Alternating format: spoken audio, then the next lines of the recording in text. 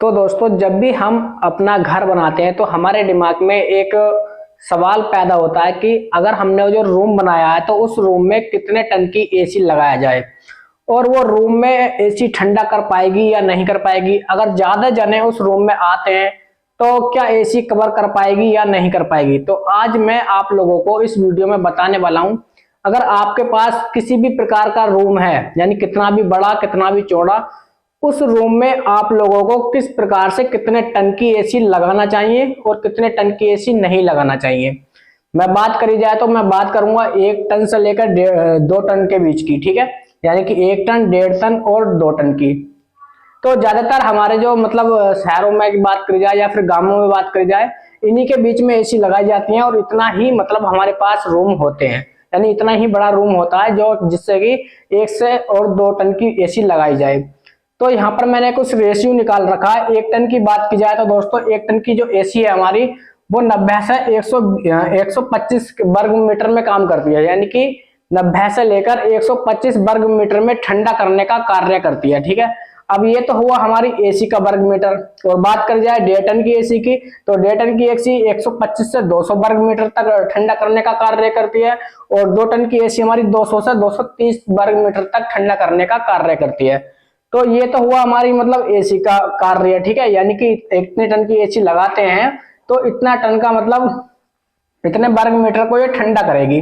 अब बात आती है, तो एसी का तो वर्ग मीटर हमने निकाल रखा है पहले ही, आप लोगों को कोई भी झंझट नहीं करना, सीधा यहाँ पर ही देखकर एसी का वर्ग मीटर निकाल सकते हैं, यानी कि लगा सकते हैं। अब बात आती है कि कमरे का वर्ग मीटर कैसे निकाला जाए। देखिए, कभी भी हमारे पास जो नॉर्मली कमरे होते हैं, तकरीबन वो ज्यादा से ज्यादा जो कमरे चलते हैं वो चलते हैं, हमारे रूम जो होता है वो तकरीबन होता है इस प्रकार का रूम होता है, और 10 गुणा या फिर 12 का होता है, या फिर 12 गुणा 13 का, या 13 गुणा 15 का, किसी भी प्रकार का रूम हो। सिर्फ आप लोगों को क्या काम करना है, मान लीजिए 10 गुणा 12, तो यहाँ पर हम 10 गुणा 12 का गुणा करेंगे इन दोनों के बीच में, तो हमारा जो रूम का वर्ग मीटर निकलेगा वो 120, ठीक है। कितना? 10 गुणा 12 यानी कि 120।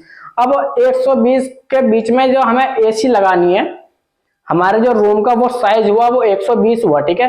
अब आप लोगों को क्या काम करना है, 120 मीटर वर्ग मीटर में जो हमारी एसी ठंडा करने का कार्य करेगी, अपने पास इतना बड़ा रूम है, तो यहाँ पर हम लगा सकते हैं कितनी, 1 टन की एसी का इस्तेमाल कर सकते हैं, ठीक है। तो आप लोगों को यहाँ पर रेशियो डायरेक्टली निकला हुआ है, यहाँ से जुगाड़ कर सकते हैं। आप लोगों को क्या काम करना है, सिर्फ अपने रूम की चौड़ाई और लंबाई नापनी है और उसको गुणा कर देनी है, ठीक है।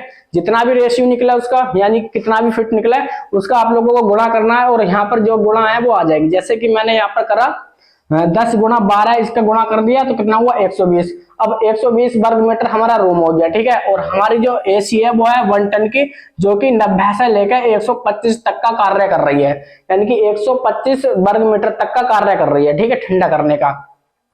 तो आप लोग इस रूम, अगर आप लोगों के पास इतना बड़ा रूम है तो आप लोग 1 टन की एसी लगा सकते हैं। 5 या 10 या 5-10 अगर ऊपर नीचे हो रही है, जैसे यहाँ पर 25 है तो बच रहा है यहाँ पर 120 हो गया, तो 5 वर्ग मीटर बच रहा है, तो इससे आप लोगों को कोई भी मतलब नहीं है, ठीक है।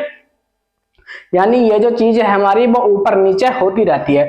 तो आप लोग किसी भी एसी अगर कमरे में लगाना चाह रहे हैं तो यहाँ से आप लोग डायरेक्टली वर्ग मीटर सिर्फ देख सकते हैं, और आपका जो रूम है उसका आप लोगों को फिट निकालना है, चारों तरफ से नापना है और उसका वर्ग मीटर गुणा कर देना है। जितना भी आप लोगों का वर्ग मीटर मिलेगा उसी प्रकार से आप लोगों को एसी लगा देनी है। आप लोगों को किसी भी प्रकार की झंझट नहीं करनी है। तो दोस्तों, मैं मानता हूं वीडियो आप लोगों को बहुत ही जबरदस्त तरीके से सीखने को मिली होगी। तो आज के लिए धन्यवाद, मिलते हैं अगली वीडियो में।